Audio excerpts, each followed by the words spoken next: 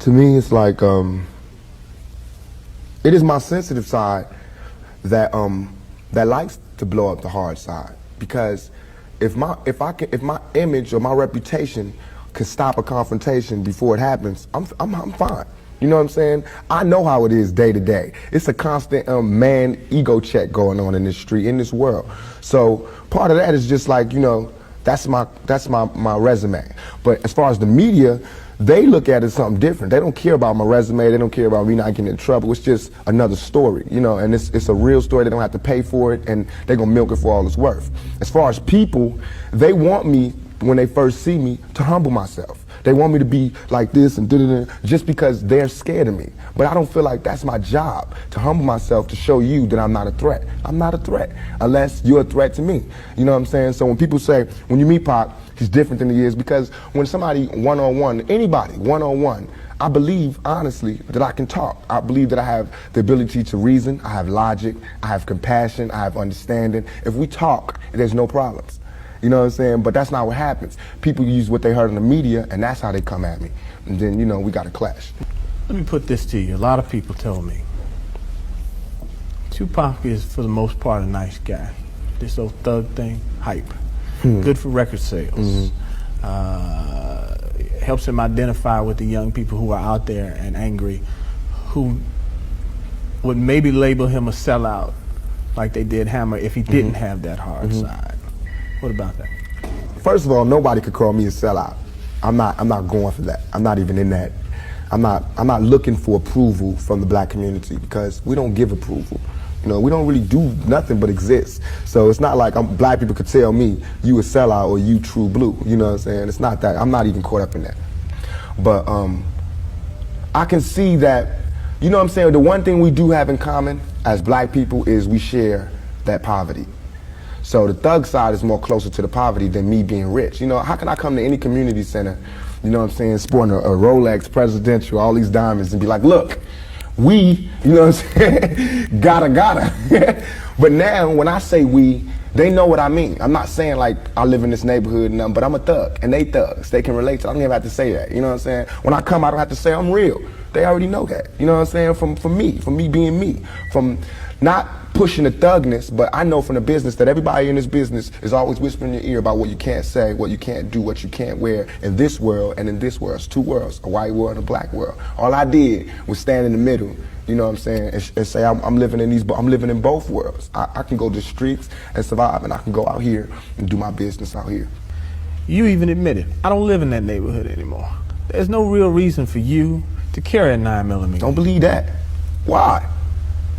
In 2 years, I've had a gun pulled on me by my limo driver, by police, by everybody. You know what I'm saying? And I better be. You know what I'm saying? I've been attacked. You ain't read the papers about these skinheads trying to blow up black churches. Why? They see me as the enemy just like y'all do. You know what I'm saying? They can come to my house and sit outside my house just like anybody else can. A skinhead. And once my life is gone, it's gone. Can't nobody give it back to me. Not the judge, not the president, not the governor, not Calvin Butts, not Jesse Jackson. They can't do nothing but come to my funeral and talk pretty about how black people suffer. You understand? This is all I want to say. For all the people that doubt me, I had no record all my life. Okay? No record, no police record, until I made a record. As my video was debuting on MTV, I was behind bars getting beat up by the police department. I got a $10 million lawsuit. They said they would settle with me and everything.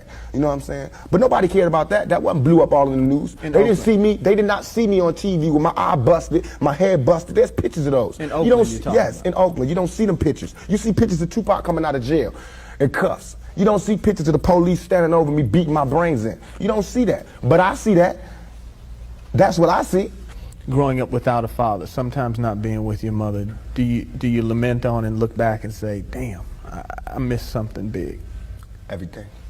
I know for a fact that had I had a father, had I had someone, and I hate saying this because white people love hearing black people talk about this, but had I had a father, had I had some of these opportunities, I'd have been able to help my mother more. She wouldn't have went the road she went. I could have been a better son. Watching my mother just go through changes and everything, it's like my mother's my partner. She a soldier, you know. She a soldier like I'm a soldier, you know. And I watched the peep the game that she went through. If I would have went the same way my mother went, had not she did her route and showed me where it went wrong with her.